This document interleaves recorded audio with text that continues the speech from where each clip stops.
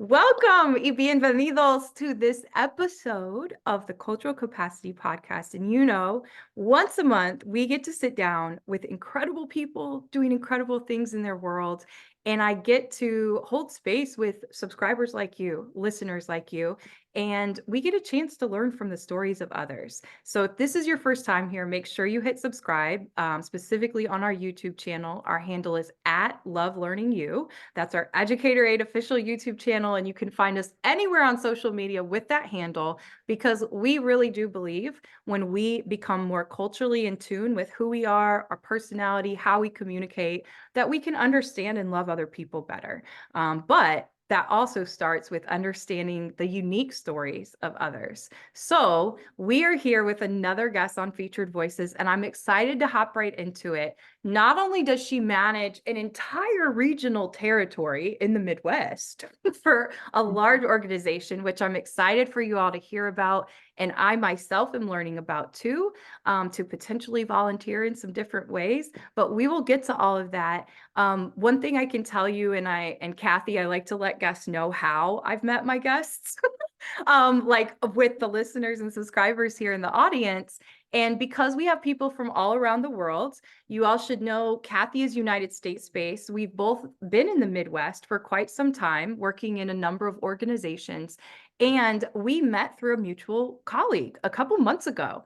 And our first conversation was just one of those that, at least anyways, I definitely was like, oh my goodness, there's so many correlations in our stories and our paths. And it was one of those connections that was just really beautiful.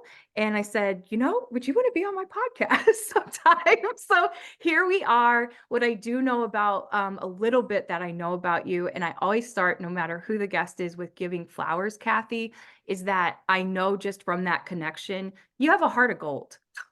So I just want to tell you that that was just such a great call. And it came at a time too when, and she knows this because I just talked with her before we hit record, I've been in a pretty busy season. And I know we all say that at times. It's been even more curveballs than maybe what I expected, but she has been very graceful, because I, being the overachiever that I tend to be, was like, oh, I can't wait to look for ways that I can help your organization. And we had a great conversation, but what I most was hit by was just your willingness to listen and connect, and that ability that we both shared to connect. So I wanted to give you those flowers, and I'm excited to learn more about you in this interview today. So I'm happy to have you here. She is with Samaritan's Feet Ministries, your nonprofit, and we're excited to learn more about that. But I also know that you are a wife, a mother, and so many other hats that you wear in this world. So without further ado, our guest at the Cultural Capacity table today is Miss Kathy Slyder. Welcome. And your official title professionally, your Regional Development Director? Regional Development and Sports Initiative Manager. There you go. It's a mouthful. Yeah. Tell us Kathy's intro of Kathy and how you might choose to introduce yourself when you're in different spaces. Oh, thank you. Thank you for your generous introduction. I am a mother, as you said, a mother of 7 children, 3 daughters, and I have 4 stepchildren. They're wonderful. My children are all out of the house right now, so I get to invest in this amazing opportunity at Samaritan's Feet. My background is heavily in sports. I played sports. I coached, did it in high school and college. Coached my daughters, they played in college. So I love sports. But from a regional standpoint, I'm from Indianapolis originally. I now live outside of Chicago in Naperville. So the Midwest through and through. And I have a real heart for giving back to this area. So right now I'm pursuing my passions. I worked as a sales rep for a while in the sporting goods world, and I just really felt called, like, hey, there's more for me. There's more that I want to do. There's more that I want to give. So I had the opportunity to come work at Samaritan's Feet International. And I just feel this huge blessing to be able to give back to the community in the Midwest. And so that's just kind of how I got to this point. I think you would find most people that talk to me, I'm like you, Justine. I'm like, I go and I go and I go, and I can go in a lot of different directions, but I want to fulfill my calling, which is to give back ultimately. So yeah, that's a little introduction. There we go. That's the podcast, folks. There we Um, go. So let's go where we usually go with most of our guests. Then we know the Kathy sitting in front of us and some of your professional endeavors, but obviously, as we know here, we understand culture to be the different norms, beliefs, the values, the things that we hold dear to us, and really kind of what make us tick and operate in life. I always get curious when we're sitting with guests here and when you talk about your upbringing. Um, excuse me, when people ask you, Kathy, tell me a little bit about your childhood. What are some things that come to mind, and how would you introduce yourself in that way? Give us a little bit of little Kathy, and how did Kathy grow up in Indianapolis? Well, that's a great question. Little Kathy grew up in a very strong Christian home, a lot of rules, a lot of do's and a lot of don'ts, and this is the way we do things. And I'm grateful for that upbringing. My folks were actually quite a bit older. I was an oops, so to speak, father that fought in World War II, if you can believe that. Wow. Just some Thank you, really Kathy's dad, for your service. Absolutely. The book, The Greatest Generation, resonated with me, and it helped me to better understand my folks and why that work ethic is so strong, and strong beliefs, and you live that out every day. So that's my upbringing. And if you're going to do it, you do it 100% to the best of your ability. And so I think I've carried that through my life. And if I'm not busy working, and creating and accomplishing thing, it's kind of it's difficult. That's a difficult space for me to just sit and rest. But through that upbringing, I think I have evolved a little bit. And even with people are different, and different cultures, different backgrounds, different beliefs, I've come to really appreciate that through my journey, and from Indianapolis getting up into Chicago and seeing the diversity that I get to experience every single day. I have so much more appreciation for where people are, where they've come from. And so little me is this church going, do this, don't do that. And I can now relate. it's like, oh, I have so many opportunities to meet people and to talk to people, and not judge people, but love them where they are. Yeah. And that's my ultimate goal. So I'm so grateful for that background. I'm grateful for the ethics, for the work ethic, for all those things that have come to make me who I am, but now using it to meet people where they are. Well, that, first of all, it's beautiful. And I also want to offer just a quick commentary. So, if you are, about 50% of our listeners are global and internationally based outside of the US.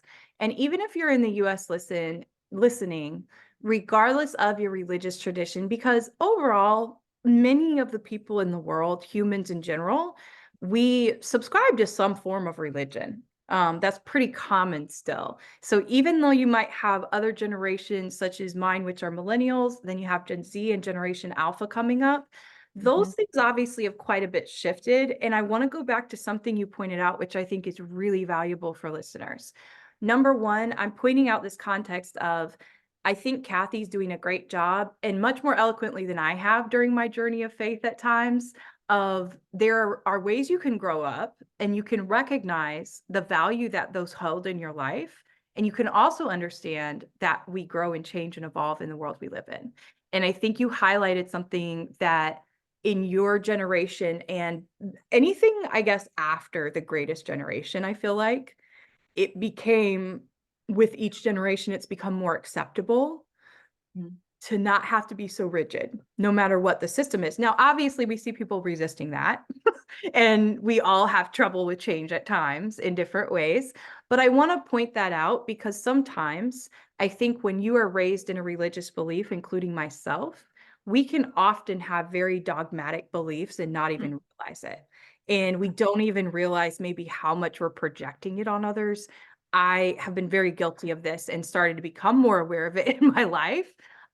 Because especially in the United States, and I'm saying this to our fellow citizens in the US, when you travel other places, it's not going to feel like Mhm. what you might be used to.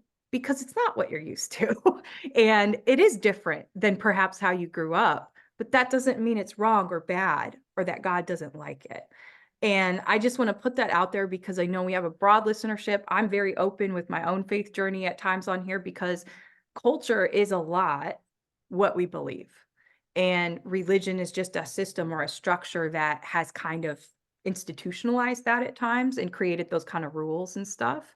Um, I'm curious, the other thing I wanted to point out that I think is really pivotal that you made light of, and for all of us to understand, because I've had my own struggles with understanding my baby boomer parents. Mhm, And mhm. is you brought up that intergenerational communication. Can you talk with our listeners a little bit about what helped you build more empathy? Because that's a tough generation, not only with your age gap, but like when you would have been coming up in the world in like what, 80s?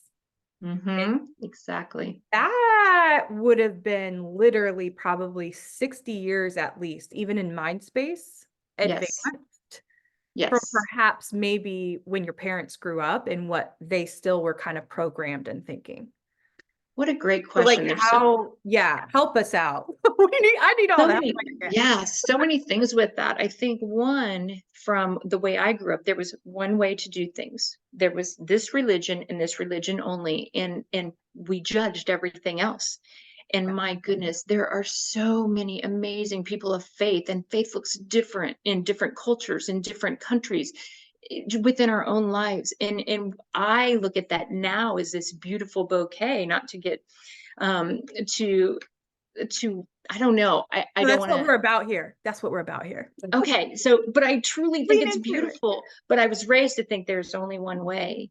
Yeah. And so, what changed me? What changed me was it was pivotal is when I went to college. I went to a fine arts, liberal Christian fine arts college. And it wasn't if I was a Christian, it was how good of a Christian was I. And I Mm. sat back and I thought, you've got to be kidding me. We're judging people not by just how good of a person you are, but how good of a Christian, and then what degrees of that. And life is what changed me because by golly, I don't fit in any of those molds. None of us do. And things happen, and we can judge other people, or we can sit back and say, my goodness, I never thought I'd be walking in these shoes that I'm walking through. I never thought I'd go through a divorce or life changes and losing people that are important to me.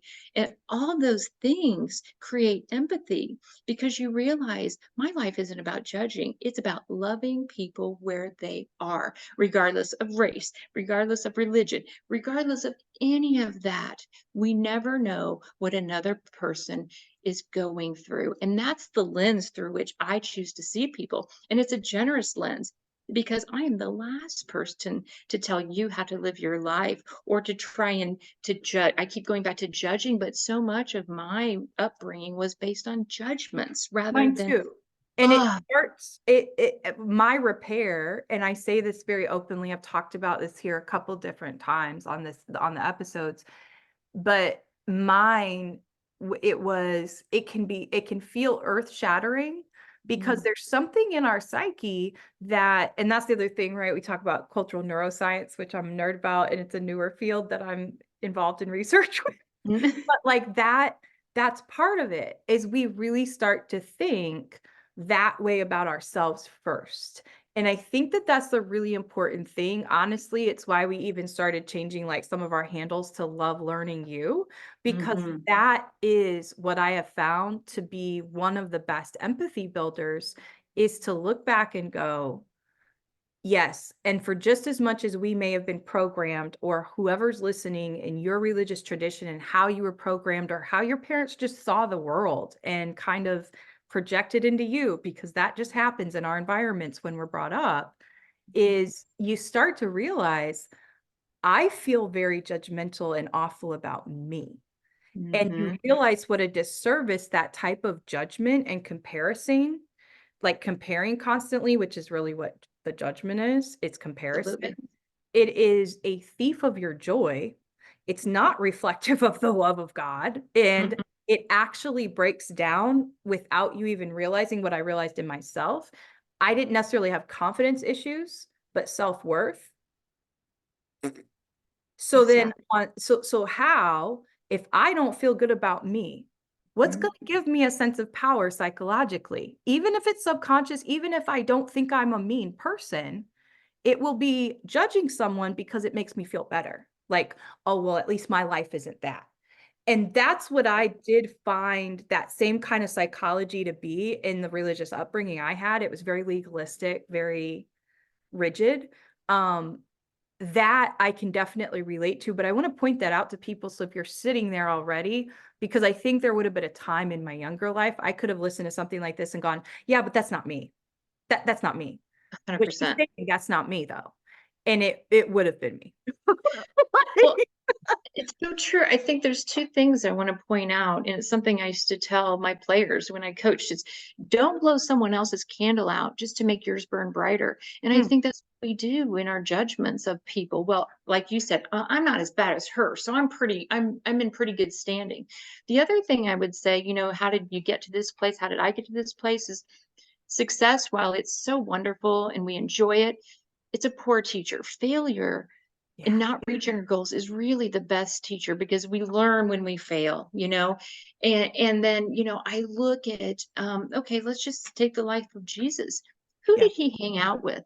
He didn't hang out with the kings and the powerful people. He hung out with the people that are real, that are struggling, that their exterior isn't super shiny and beautiful, but their hearts were true. And that's my model. Again, I just say meet people where they are because I know I am the least of the least. yeah. And I have my own stuff that I deal with every single day. And if people could see the interior, it's not Yeah. pretty. I'm We always, all we all always have working on it. we Yes. have the light side and we have the dark shadow side, and we all have that in us to reconcile throughout our life lessons. That is what I believe, and I think that that is where we can look and say, if you believe in God, if you are a believer in a higher power, you can look to that and say, that is where my faith comes in, because Mhm. I'm not strong enough to always overcome certain mindsets that I have. Some people might say certain mentality, certain patterns, certain programming, whatever. But I think the more that I think we're at an interesting crossroads in the world because people are really hungry to continue connecting more deeply. And we also have an opportunity to not do that. And you see many people still detaching and remaining just online or passive in how they connect with people. And I do think that if we all were kind of getting back to this, how do I have a genuine conversation with somebody? Mm, Do think we would be doing like a healthier job. Like I know I recently traveled internationally, and it was I just started to I've always been an observer, and I'm always a very like alert person of my surroundings. I just kind of take in a lot of information and very like photographic. But I did notice, and I specifically was paying attention to people interactions. There mhm, is a lot of awkwardness with mhm, how people are even interacting with other people. And I don't know if maybe I just didn't notice it before, but it's almost like there's almost like a little bit of relearning that we have an opportunity that many of us were getting out there, we're talking again and stuff. But I also see some people struggling to jump back in and maybe find their faith, find community that makes sense to them. Are you seeing some of those things too? Like even just being out networking and stuff. And I put that out there because again, we have all types of people that listen to this. And I hope, because I felt alone in those ways sometimes post mhm, pandemic, and I hope mhm. that it helps other people to know like, you're not alone. Like, I got nervous to go to like networking stuff again too after the pandemic. Like, even though I'm used to quote unquote going to those things, it's a it's an adjustment. People are different. Well, communication is a skill. Yeah. And in our world where we want to be efficient, we want to be productive, and boy, the race is on, right? Every single day. What are you accomplishing? How many meetings can you fit in a day? How many emails, how many texts can you send? And I talk with the younger generation, I talk to my own children about this. Never lose the skill to communicate one-on-one with an individual. And that's one of the things I get to do in this job. And when we talk about reaching people and serving people, it's sitting down. looking them in the eyes and saying, "Hi, how are you today?" And starting with the basic things. I think sometimes we struggle because we think, okay, I should have an agenda and I should be accomplishing these things in this conversation. And sometimes it's just about being and listening. And I'm so big on listening to understand, not listening to talk and Mm, respond. And it's so key because if you just open the door with people and ask a simple question, "How's your day? Tell me, what do you enjoy doing?" Something like that. That's what we do with people who we serve.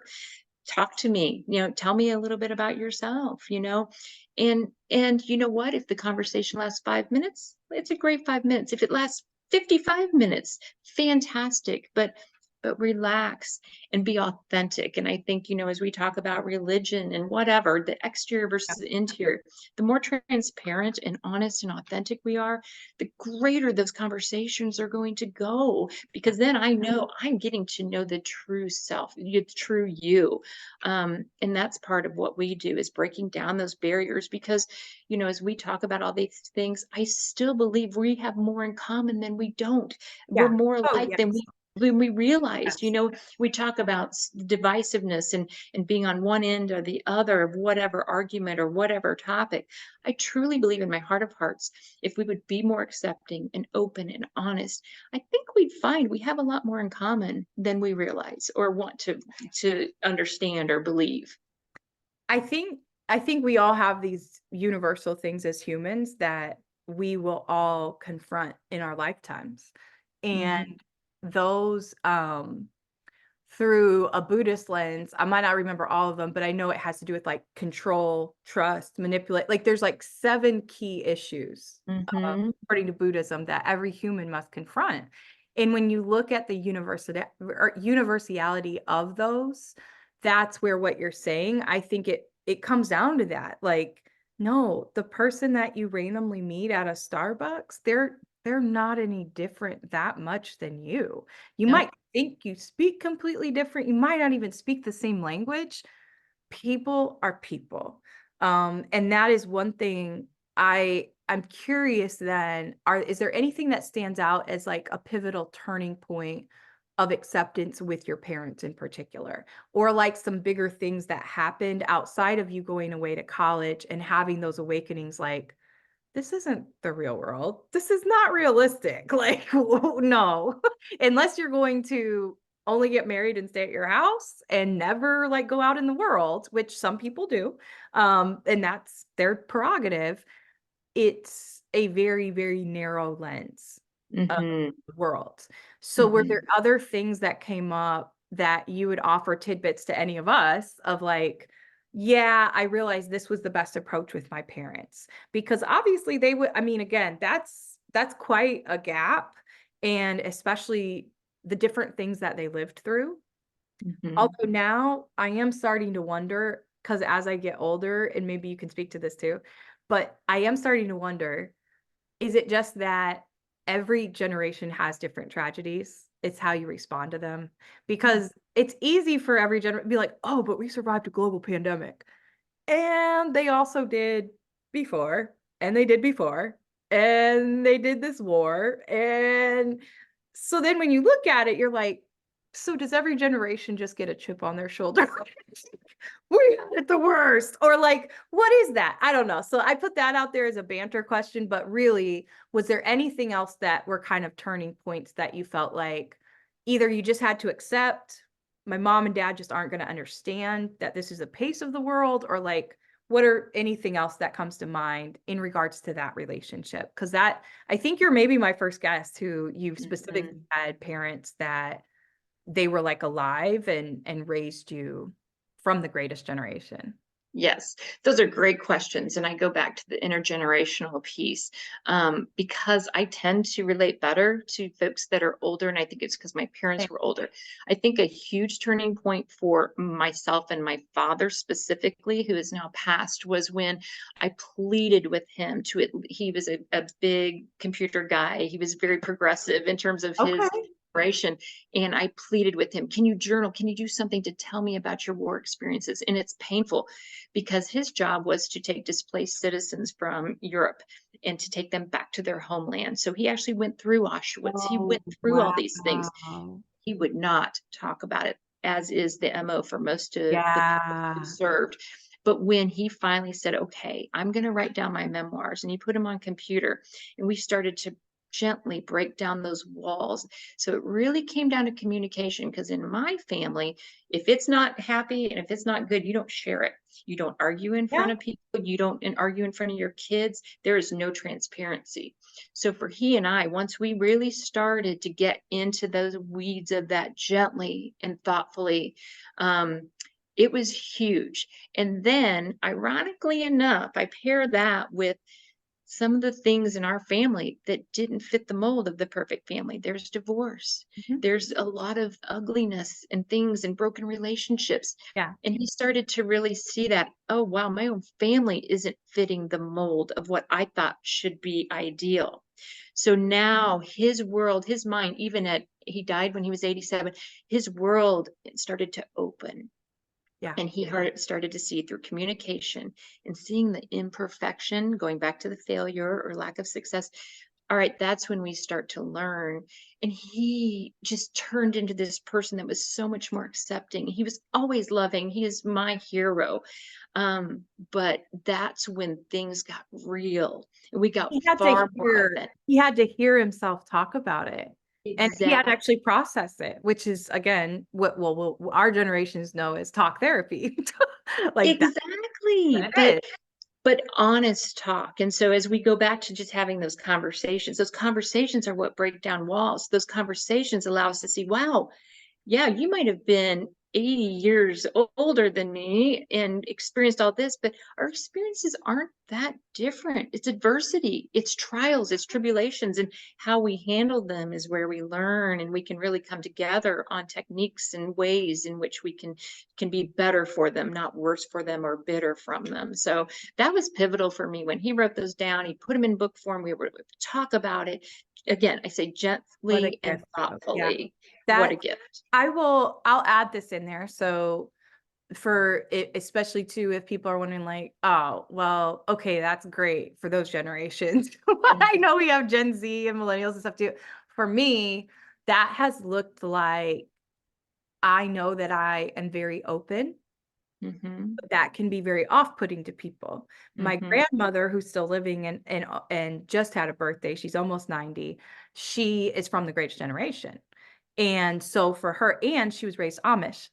So and then so there's a lot of layers, as there are with any family. That's why I also put some stuff out there, because there are some things that, as long as you are sharing with respect, and to your point, Kathy, I mm, think when you're sharing from the heart and it's authentic, I don't share stuff because I need people to know about my family or I want them to know my family's business. I'm mhm, sharing in the event that it could help somebody. There's two things I recognized. One was last year hosting my grandfather, who was visiting and is from Puerto Rico. Like, he's old school. And I knew, so one of the things you can do, and I know some people in my generation and younger, they won't be fans of this and they'll say, no, Justine, you're adapting too much.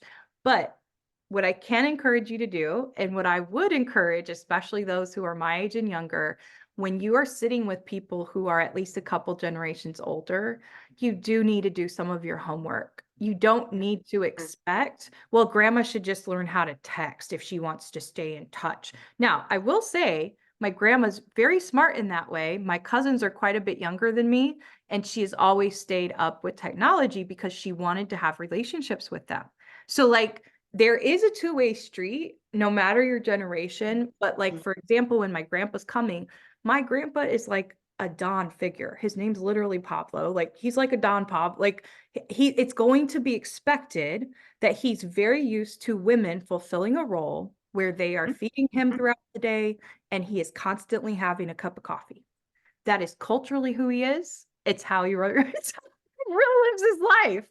So if I'm gonna host him, I knew I need to clear my schedule and be available for my grandpa to take care of him in those ways. That's The right. trade-off, to your point, was being able to ask him a lot of questions that none of my relatives have sat and talked with him about, and Mhm, having him also share some things that I never knew.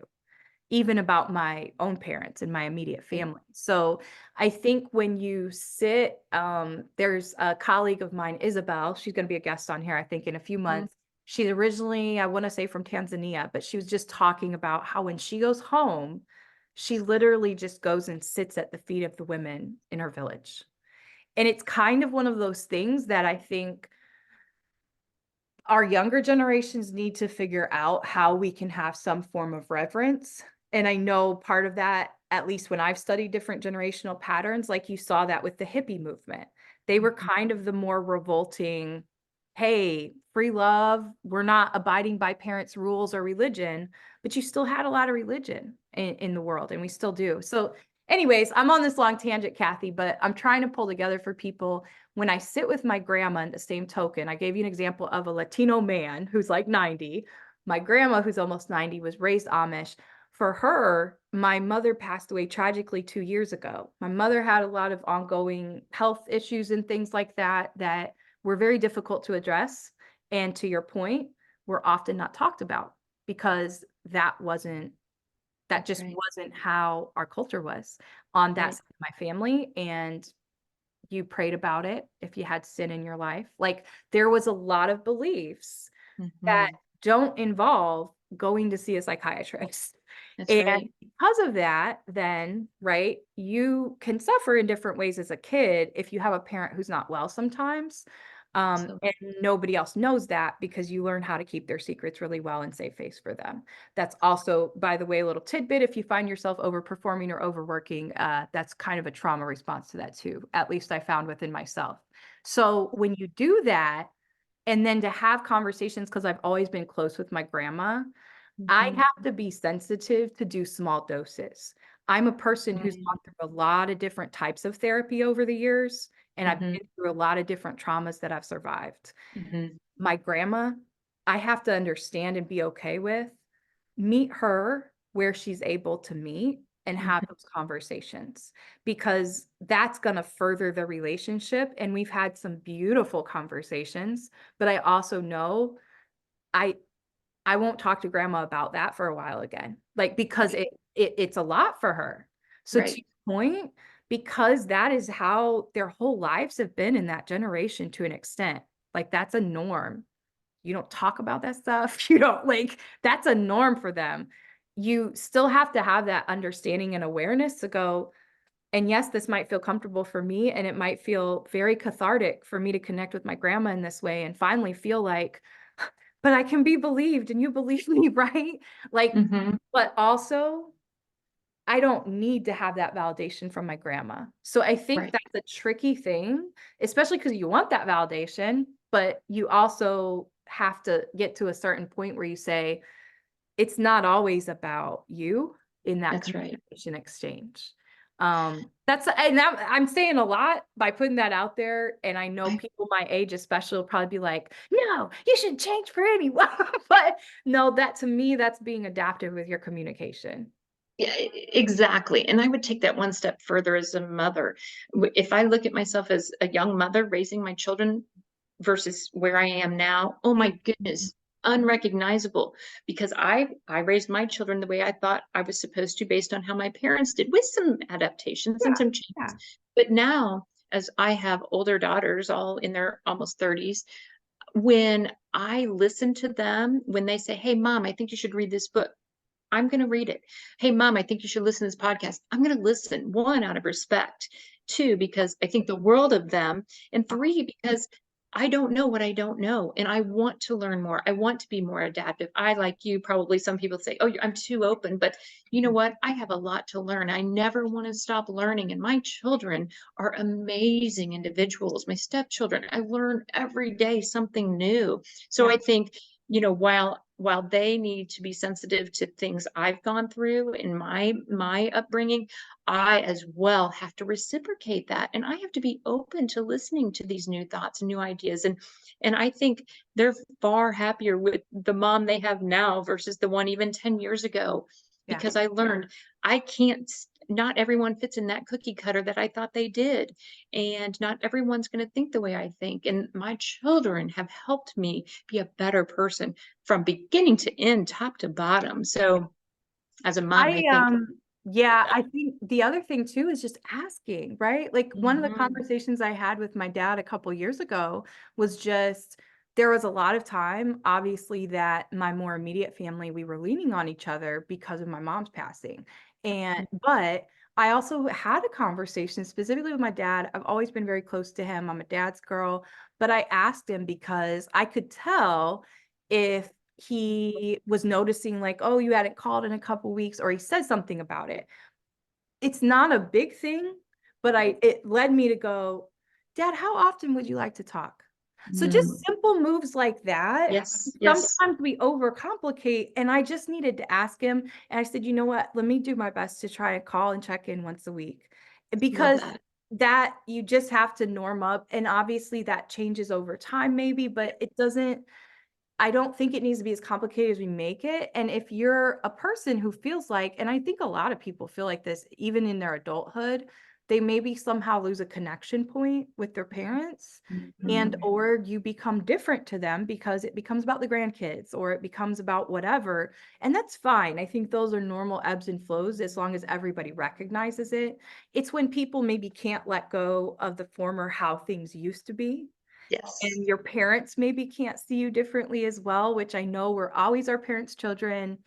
Mm. That's always, but I do think we are entering an era where just like we are very much more aware across all societies of gender inequalities, racial Mhm. inequalities, inequity in Mhm. the world. I think age is becoming one of those things where we go, you really, and actually the Bible does talk about that, but you really can't discount people, No, and you shouldn't. So no. why do I interact? And I started thinking this way a couple of years ago. I started consciously being aware of it because I teach about all these different constructs. And I said, do I do this with people who are younger? Because I used to be a Mm. teacher. And I'm like, do I speak differently to them? So like if I meet a teenager like at a cafe or they want to talk to me about what I'm working on or whatever, do I speak differently to them than I would a 55-year-old businessman or who I think is dressed like a businessman? Mhm. Take it that far even. Yeah, I do. And I'm Yeah, not saying that's bad or good. I'm saying it's just one of those little nuances that maybe we're not even aware of sometimes. correct. And yes, the way that I maybe speak to a 60-year-old man might be different than a 15-year-old boy, but Mhm. it doesn't mean that I should necessarily have any type of prejudgment about what the conversation might look like. Because Exactly, I've met exactly. 15-year-olds who are geniuses. Yes, yes. I don't know. So what do you think about that as far as just culturally? And then I'm going to bring it back to asking some questions about Samaritan's feet too. But this is a fascinating conversation that I wasn't expecting it to go this way, but I love Yeah. intergenerational communication conversations.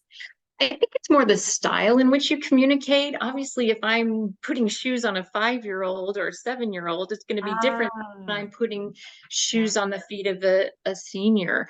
Um, and it's just because we speak differently and uniquely, but They the both might be Velcro though, Kathy. 100% Velcro. It's the I'm best. kidding. I'm But kidding. but you need, again, I go back to one, respecting the individual, whether you're 5, 55, 85. Yeah. Two, again, understanding we're more alike than we are different. And three, I'm going to meet you where you are. Yes, the style of language might be a little different, but it's that appreciation for the soul of that person. Soul, SOLE, and soul, SOUL, both, Ooh, there it is. Um, so it's just so special. And to me, that's where we're still challenged. We still got to grow. I still got to learn. And I have to pay attention to my words. If we don't, we get careless. And so even, using the term senior versus senior citizens, seniors don't like to be called senior citizens now. So we've adapted in what we do to calling them Oh, seniors. well, that's new learning for me.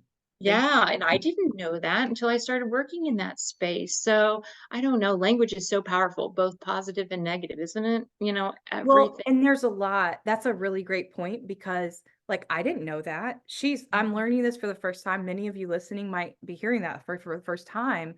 It doesn't discount it though. Just No. because I didn't know about it or we hadn't heard about it, Mm. it's the same thing. If somebody corrects you and they're kind enough to be willing to Mhm. go, hey, could you use this term instead? I really prefer that. Correct. All it is, Right. literally. And the language, because language is always growing and evolving, and technology has flattened how fast that happens, Mhm. there's going to be words and terms that you don't know, whether it's from other cultures or other generations, which are other cultures than your own. Exactly. But Exactly. like you just ask. And Mhm. also, don't take it like, oh, I'm so ashamed because someone corrected me or pointed something out. Right. No, they're telling you because they care enough to say, hey, I don't like it when you call me that, Kathy. Like they're just telling you what they prefer, which means they like the interaction with you essentially. Like if I don't care about ever seeing somebody again, or like it's a random person that gave me the bird when they drove by me on the highway, Mhm. I'm not going to track them down and go, hey, when you did that, it meant this to me. So please don't do that to anyone else. Right. Right. No, that's not what I'm saying. But it does definitely open up our view to how we maybe process when people point something out. Because I do think generationally, I notice older generations being more sensitive Mhm. about, and then it does usually, this is more with like school educators who are older and say, well, Mhm. that's just that generation. Mm. That this is no, no, No. not that's not an excuse. And it goes It's back to just not. that. No, it goes back to that listen to understand. It's not personal. You've corrected me. You've shared something with me that I didn't know. So if I listen to understand, I appreciate that feedback. I Oh, don't get defensive about it. And I think that's really important. And then, it is, you mentioned the random person. I find the older I get, the more connected we are. Like our first conversation, had so many connecting points. But what if one of those connecting points was I had an experience with you and I lashed out and I didn't treat you with respect. We're all human. Sometimes that happens, but I think we have to be more responsible for the way in which we do respond to people because, boy, that old saying, what goes around comes around, whether you call it karma, whatever your energy you're giving out, you get back. I do believe that. And it's like, it's made me more mindful of how I respond to people. And hopefully that's with dignity and respect. But we're human. We all, have our breaking points. do. But We do. oh, And I think when you can see someone very human, it actually propels the relationship forward. mhm. That's what I honestly think is when you do have to actually talk things throughout, like, and maybe have a courageous Yes. conversation, it Yes. actually deepens the relationship in a much faster way because you go, Agreed. yeah, I know this person could be crappy. I could be crappy too. Who are we kidding? Who are we kidding if we try to say, no, I'm never like that? Yeah, exactly. Yeah, right. Not Like, authentic. that's just not true. We all have these things about us that they're not the most attractive Right. when we get in our feelings or we get in our moods or whatever the thing is. Exactly. So your time with Samaritan's Feet, I did want to ask you, you had some pretty pivotal experiences. And one of those included you traveling to Nigeria, right? Well, Or actually, distributing and being part of some ministry in yeah, Nigeria. Talk yeah, to us a little bit about that and maybe some other experiences in life too. So some other experiences absolutely. that have been kind of pivotal as far as even your own kind of cultural expansion in Absolutely. Yeah. So let me preface this by saying that our founder is from Lagos, Nigeria, and he came from a very impoverished background. Didn't get his first pair of shoes till he was 9 years old, which I can't fathom. Wow. When we in the States, shoes are typically an accessory. So it's not if I have shoes, it's which one am I going to wear? Oh, it's So that, how many pairs of baby shoes that a yes, baby doesn't even like wearing. exactly. Yeah. So the origin of this is he's from Nigeria, and from that he came to the States on a basketball scholarship because he inserted himself into a basketball shooting contest put on by a missionary from Wisconsin.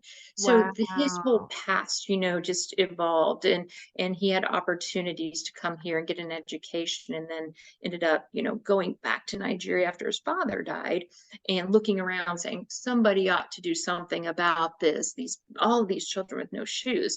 So that Nigerian background is the basis for my story. So when I was a sales rep for a sporting goods company, I serviced and sold to volleyball clubs and universities, but it was all volleyball focused because that's my background. One of my favorite customers in Kansas City was a club director and a Nigerian man.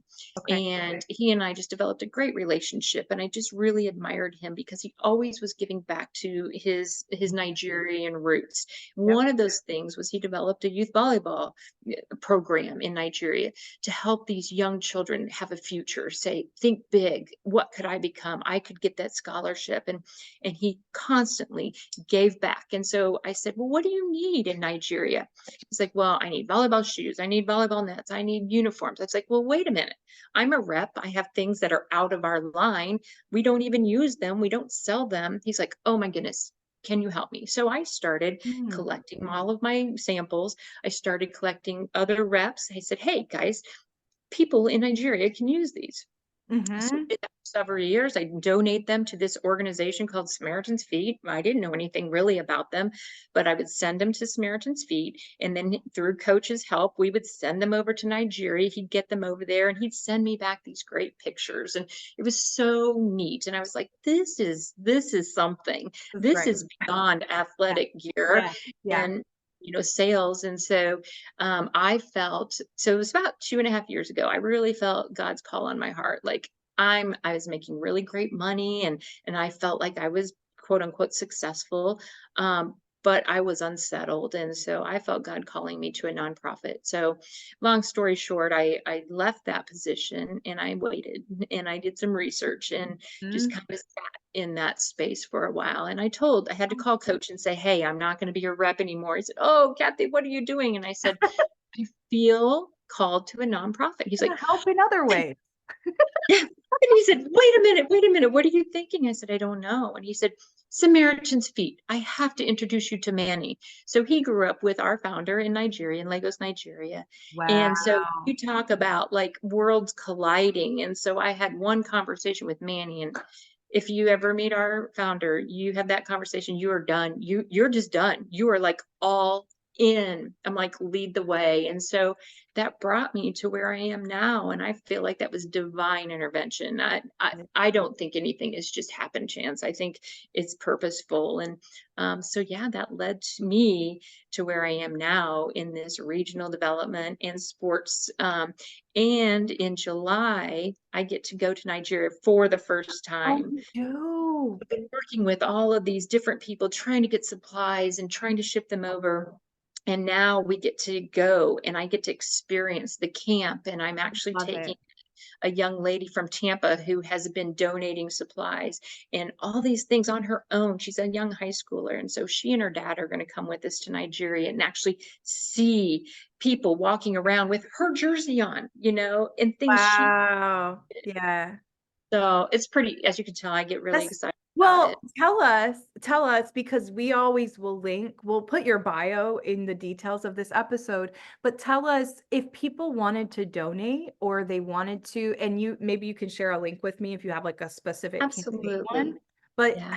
what is the best way for people if they go, you know what, I'm listening to this, I have so many pairs of shoes, or I have like, what are the ways that people get involved because you had this very aha moment and you also were realizing, yeah, Mhm. I'm doing great by the world standards, but I don't know that I feel fulfilled. Like, and you Right. immediately saw, well, I actually like connecting the dots and helping give these resources to people. Yes. But if Yes. people are still looking for ways and maybe they're content in their career, but they say, but I want to help out, what are all the ways that somebody could initially start to give through Samaritan's Feet? Great question. First, I would direct you to our website, SamaritansFeet.org. Very simple. Within there, you'll find staff listing and you're going to see me on there. So my email's on there. You can connect that way. Specifically in terms of donations, I run a lot of different areas. Obviously, we're doing one cities in Chicago, in India, in Minneapolis. So that's one category. If we're looking in Nigeria, again, on our website, you can go to get involved and there's a whole sports category.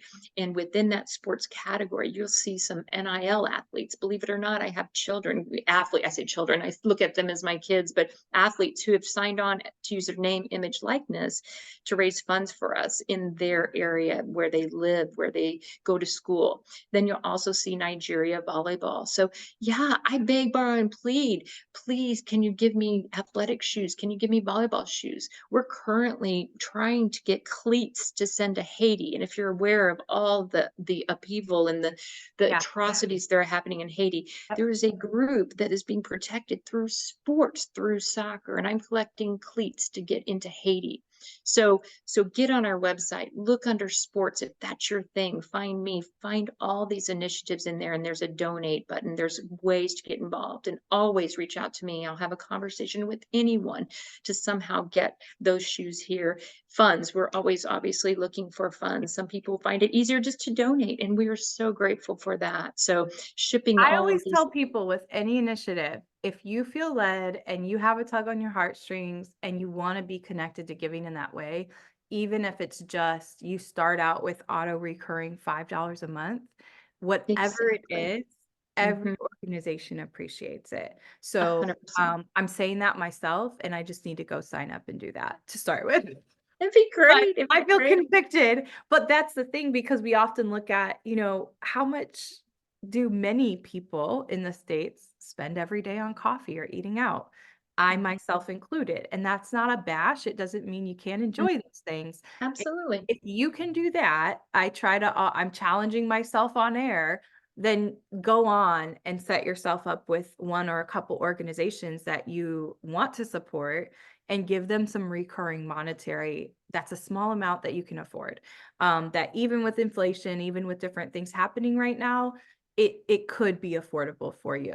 The other thing, I want to give a shameless plug because I know there's a lot of educators who watch and listen to these. There's a Mhm. lot of people who might see these that are connected to educators and specifically athletic departments. So if Mhm. you are an athletic director and you see this or you pass it along to somebody, teachers and principals, please, please, please don't forget this because I know as an administrator, I helped oversee a lot of those things. But I'm Mhm. saying that because I think that could be a big thing. Athletic directors, they have so much gear that gets thrown out, not used, left behind because they graduate. Half the kids aren't playing in college anyways. Right. So I'm putting that out there because it's just a thought that I had. But if you're an athletic director and you know where a bunch of gear is, get in touch with Kathy. Well, and Because I would say that I start looking at this like there are so many problems that we could gently chip away at in the world if we Mhm. recognize our own overabundance in different areas Well, and I and just agree. share.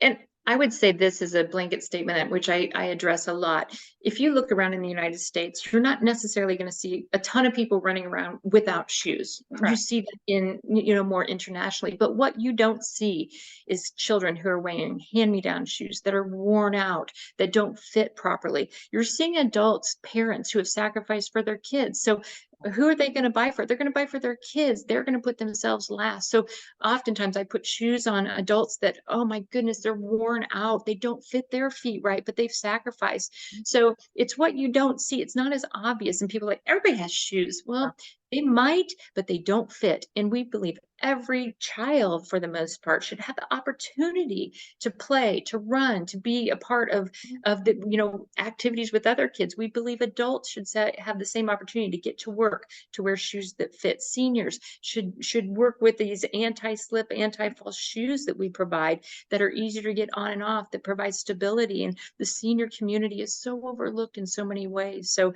Yeah. those are the things that happen that most people are like, shoes, whatever, everybody has them, but they don't. They don't have exactly what they need. And we're committed to making sure that happens. So I love it, and I can hear the passion in your voice. I'm excited to continue support in any ways that I can, and as I continue to learn about the organization, I did want to ask you, and just out of curiosity, what are some frequently asked questions that you do get? Are there any that I haven't put out there? I wanted to put a couple in there so people sure. knew the ways that they can start to research and maybe contribute to the organization. What are some other frequently asked questions that you get in your role Yes. with Samaritan's Feet that it might be helpful for listeners to know, even if they're just interested in exploring charity work. Mhm. Absolutely. Great. The first one I touched on was, well, I don't see people without shoes. Well, that's an issue. And so you kind of have to broaden your thinking and pay more attention to what you isn't as obvious, but the need is there.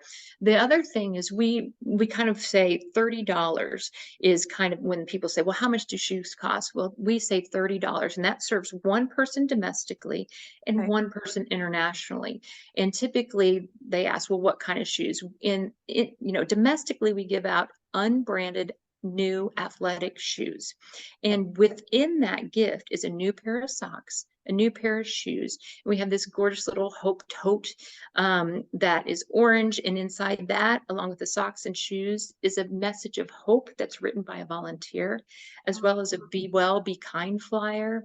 And then internationally, we also do slides and Crocs within that same gift of the Hope Tote. And one thing I wanted to mention for us, HOPE stands for health, opportunity, peace, and education. So it's Hmm. hope, it's broad, and we believe everyone can get behind that. But a lot of times people say, well, I can just go to one of the big box stores and buy a pair of shoes. I can do what you do.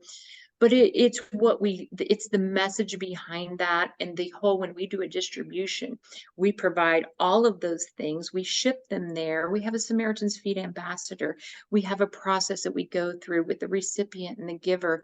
And so we're very conscientious to meet the needs of the individual, and listening, like we've talked about on this podcast, and hearing their story and appreciating where they came from, and then providing that and just giving that attention to them. So, while it's not just a pair of shoes that you could go buy, it's just everything that goes into giving that message of hope through the gift of shoes. So, It's symbolic. It's a symbolic, hey, there's somebody in the world who wants to yes, help you. yes. And that to me, that makes me a little choked up to say that, because it's often, I think that especially when we are sitting in a seat of privilege, whether it's Mhm, financial privilege or shoe mhm, privilege, literally, I have a lot of pairs of shoes. Many people do in the United States, not just in the United States, in the world. We know that there's very large wealth gaps in our world, but it's not so much about, to your point, when people automatically try to get defensive or they say, oh, well, I could do that. What's so different about it's the mhm. intention behind it. And I do believe in energetic intention. And when we put that out there, there's something different than just somebody who says, well, we're going to take a helicopter over this area and dump a bunch of supplies. That's a very different intention and motive than it's like survival versus I have a hope at a better life. That's right. Like, to me, that's what that signals is you're Right. only worth it enough. To me, it's an issue of equity and how we perceive others. And Yes. when that's happened, I think about war times. Those were tactics that are for war of we're going to drop a bunch of rice, like because we don't want to get blown up, but we want to help. To me, though, that's survival mode. And that Right. isn't what a charity should be doing, but there are charities who do that all the time, or they just drop stuff and there's no human connection. And I think that's what I also found powerful about your story, because I've heard of the organization, but then Hmm. to know even your journey of how you were ushered in, Hmm. it's a close knit, even though it's a large ministry, it's actually pretty small. Like Hmm. for as many global things as you guys do, you do it on a very lean staff from Yes. what I can see on your website. Yes.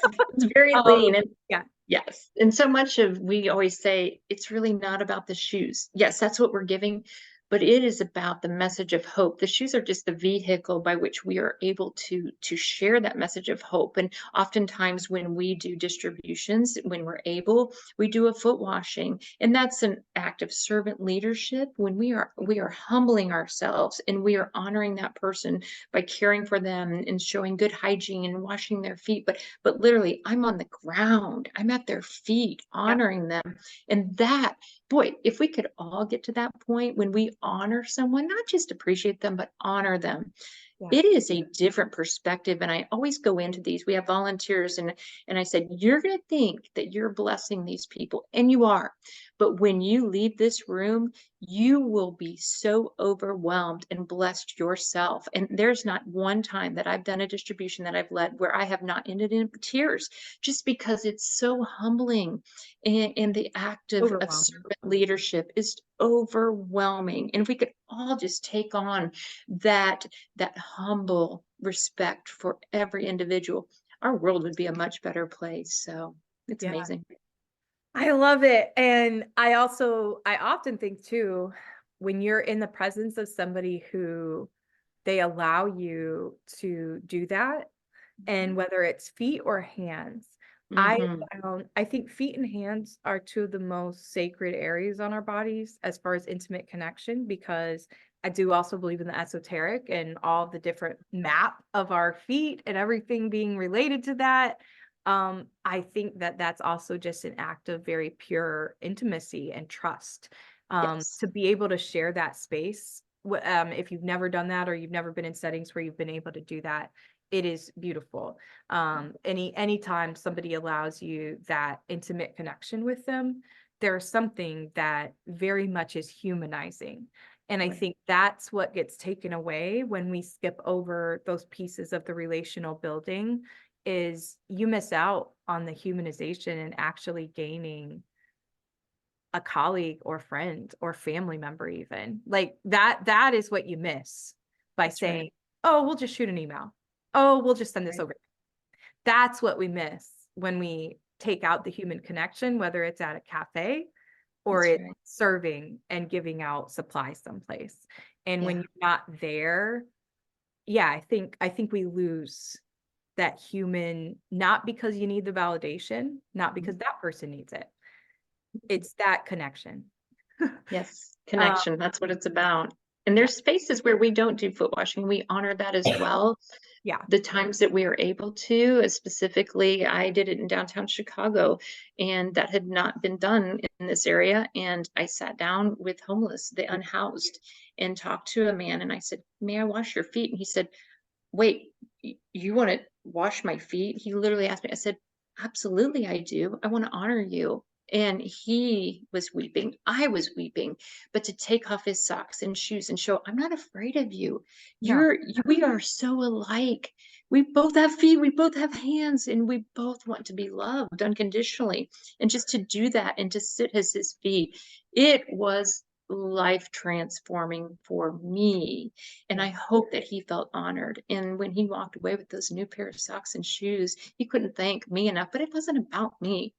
It was about connecting, meeting people where they are and loving them for that. So I just, You lived out. I noticed on your bio it says you practice yoga among your other athletic backgrounds, but you got to live out namaste. namaste. Namaste, if you don't know, people listening, it literally can translate to I see the God in you, or I see the light of Mhm. God in you shining That's through you. right. That's But I always think of that because when I learned that years ago going to yoga, right. I have always held on to that and go, that's a very sacred phrase. I'm not sure that all yogis even know that it really means that. That's I mean, right. meeting people going to yoga classes, I suppose, not yogis, but I put that out there usually to people because I find that, myself included, many people don't even know. Even if you've gone to yoga, you might not actually know the magnitude of that statement when you look at somebody and say that. And to me, that's just a perfect illustration of It experiencing is. that moment with someone Mhm. and saying, I see exactly the light that God made you to be, and it's perfect Mhm. Mhm. regardless of any of this out here and anything, the skin suit and anything that we're encountering, our souls are both loved exactly the same. And that, Absolutely. I think that that is what it does. So without to kind of close this out, we'll go back to little Kathy. And I want Mhm. you to think about when you were 8 years old or so, and what is a principle? What's a principle that it came up for little Kathy when you think back to it and you think this is something that maybe your mom or dad taught you, maybe another relative, maybe you just learned it, but you go, yeah, that principle is still me. That's still me. What is something like that for you? That's a principle that you live by. Well, it's going to sound cliche, but do unto others as you would have them do unto you. And that which you've Yeah. done, that which you've done to the least of them, you've done to me, which Christ said. And I do believe that. So, when I'm not behaving well, I think, wait a minute, that's not the way my mom and dad taught me. Yeah, I have to treat people the way I want to be treated and consider every person just as if Christ is standing in front of us. How would we treat him? The lowest of the lowest, the highest of the high.